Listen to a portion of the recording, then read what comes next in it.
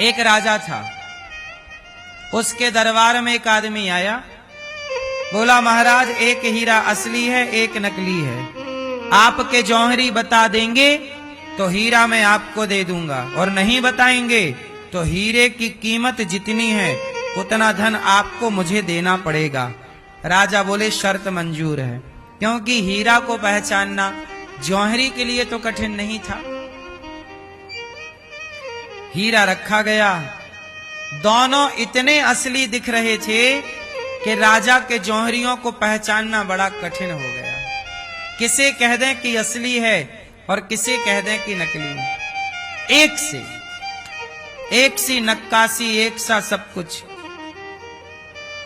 धीरे धीरे राजा के 7 जौहरी फेल हो गए, 7 जौहरी चले गए।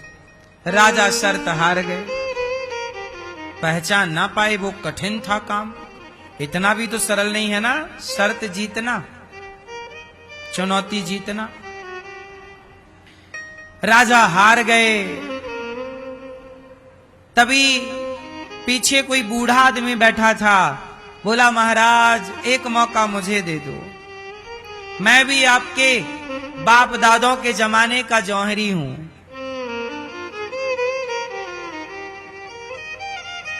पर मैं अंधा हूं, जब से आंखों में दिखना बंद हो गया तो आपके परदादाओं ने मुझे निकाल दिया था काम से, लेकिन आज मैं आपकी लाज बचा सकता हूं।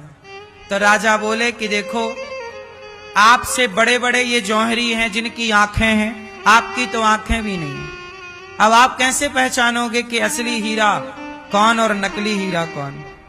बोले महाराज आप मुझे 1 घंटे का मौका दे दो। राजा बोले कोई बात नहीं, अब हार तो गए हैं, आप भी ट्राई कर लो। उस अंधे ने दोनों हीरे को लिया, एक असली था एक नकली था, पर बता पाना बड़ा कठिन था। दोनों को उस अंधे ने रख दिया धूप में, और धूप में एक हो गया गरम और एक रहा ठंडा। तो जो हो गया गरम, तो अंधे ने कहा कि साहब ये गरम हो गया, ये है नकली, और ये धूप में भी ठंडा है, ये रहा असली।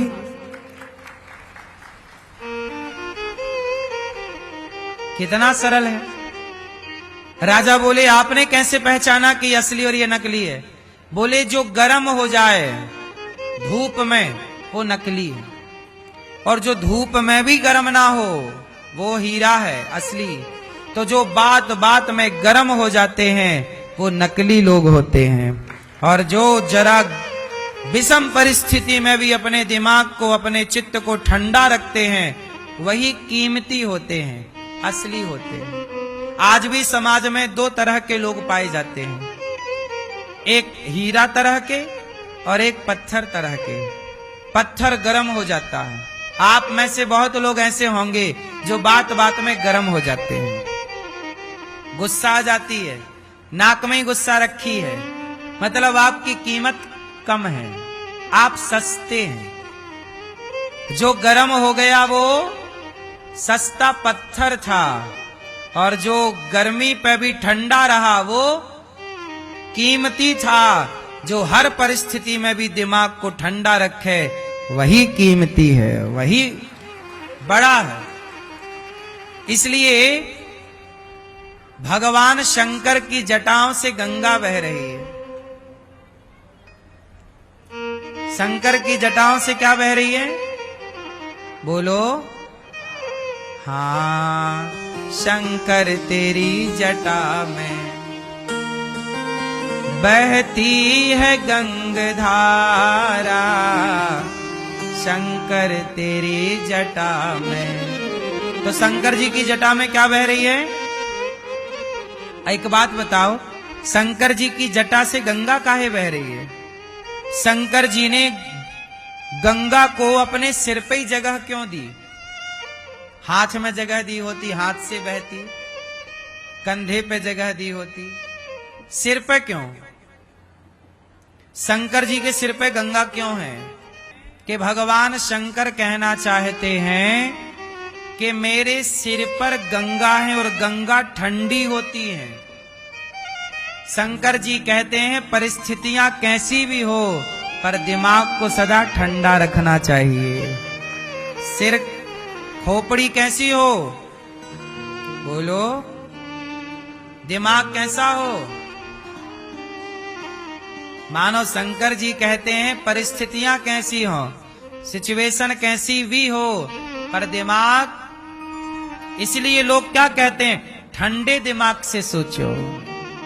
यदि ठंडा होगा दिमाग तो आप बढ़िया सोच पाएंगे, और दिमाग गर्म हुआ तो आप सब बिगाड़ लोगे।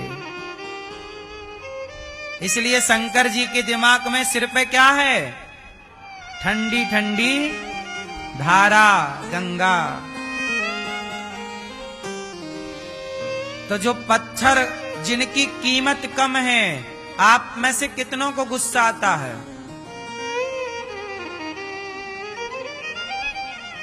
बात बात में जरा सी देर में गुस्सा। जिसे गुस्सा बात बात पे आ जाए वो सस्ते लोग हैं, आपकी कीमत कम है। आप अपनी कीमत बढ़ाना चाहते हैं तो अपना स्वभाव बदलिए। आप अपनी कीमत बढ़ाना चाहते हैं तो अपने विचार बदलिए। बात बात पे गुस्सा ना हुआ करो। कुत्ता आपकी तरफ देखकर भौं भौं करता रहता, तो आपको कुत्ते पे गुस्सा आता है? बोलो। तो क्या आप कुत्ते को भी रिप्लाई देते हो, काहे भौंक रहा कुत्ता? ज्यादा और जल्दी रिप्लाई मत दिया करो।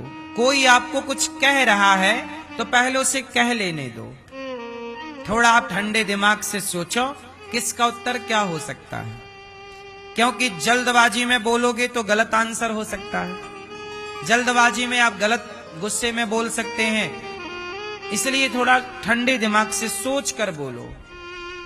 बिना विचारे जो करे सो पाछे पछताए, और काम बिगाड़े आपनो जग में होए हंसाए। इसलिए विचार के काम करना चाहिए। ये सब बातें आप सबके लिए हैं, हम सबके लिए, हमारे ऋषियों ने सब कहा है।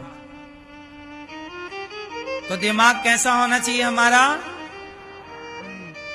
तो आपको कितने लोगों को गुस्सा आएगा? जब गुस्सा आए तो क्या करना चाहिए? क्या करना चाहिए? गुस्सा आए तो ये उंगली उठाओ, यहां रखो। जब क्रोध आए तो इस उंगली का प्रयोग यहां के लिए।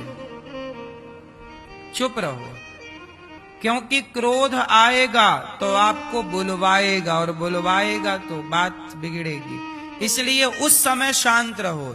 जवाब देना, हम ये नहीं कहते कि जवाब नहीं देना चाहिए, देना चाहिए,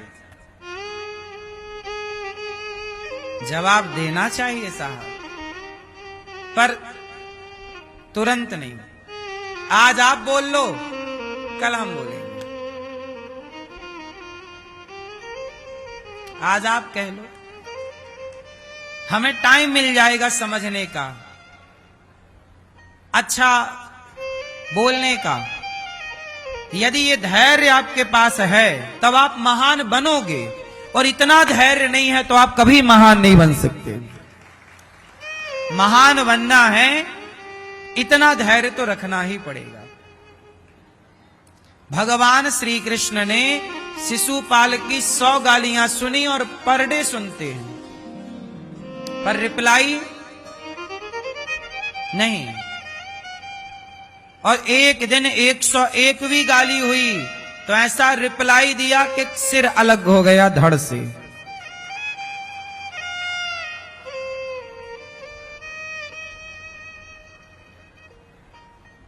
ज्ञानी मारे ज्ञान से अंग अंग भिद जाए, और मूर्ख मारे लाठी से तो फूट खपड़िया जाए।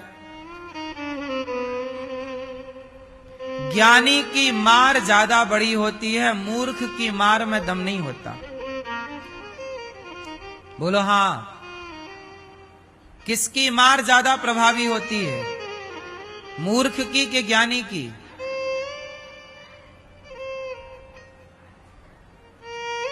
इसलिए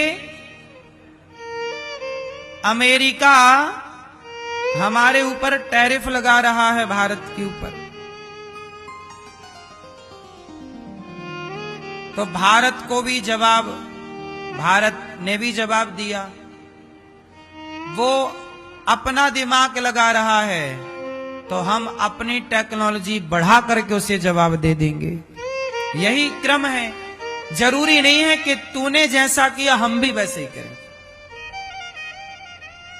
क्यों मेरी मां? रिप्लाई क्या होना चाहिए? अब हमारे देश में भी बैटरी वाली कार बनने लग गई। अमेरिका बढ़ाए, सब में टैरिफ तो बढ़ा ले, तेरा सामान ही नहीं खरीदेंगे हम लोग, तो बेच कहां लेगा? क्यों भाई साहब?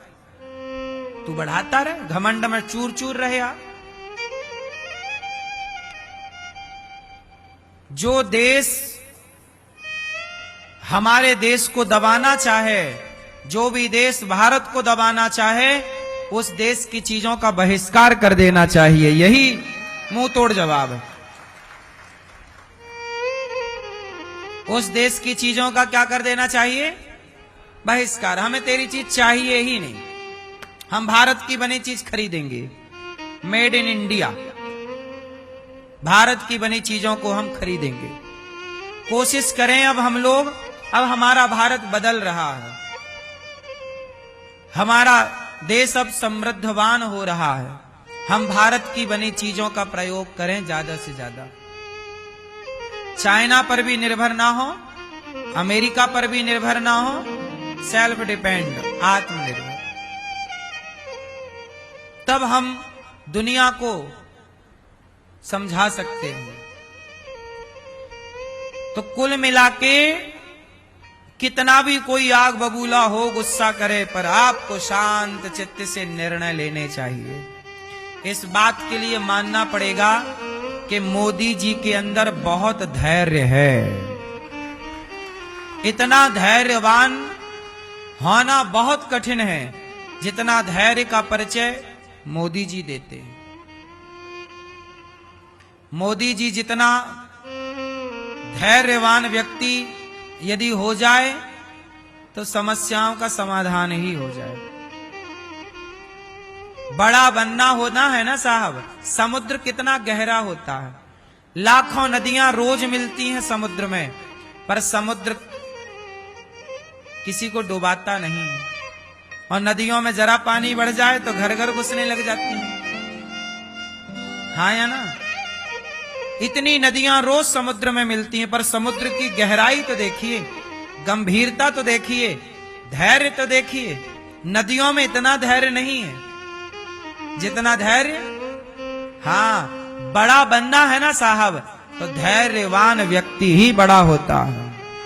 क्षुद्र नदी जल भरी तो रही।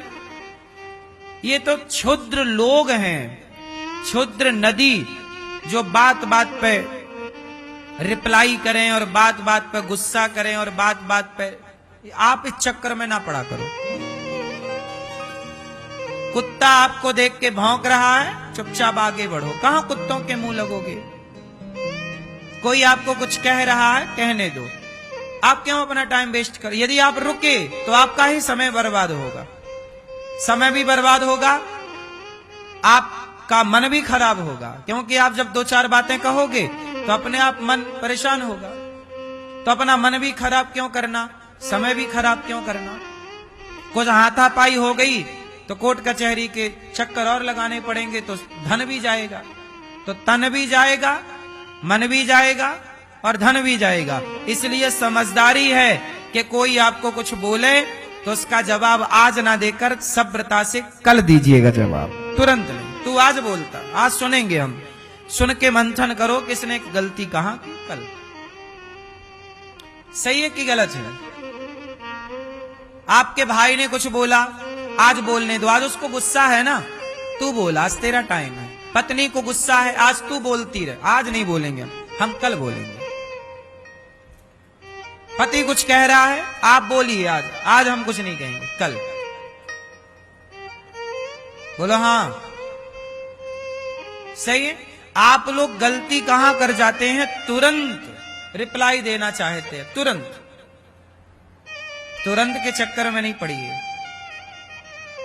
समझदार लोग विचार करके काम करते। यदि आप तुरंत वाले हैं तो आप समझदार नहीं हैं, और आप में धैर्य है तो आप बहुत आगे जाओगे।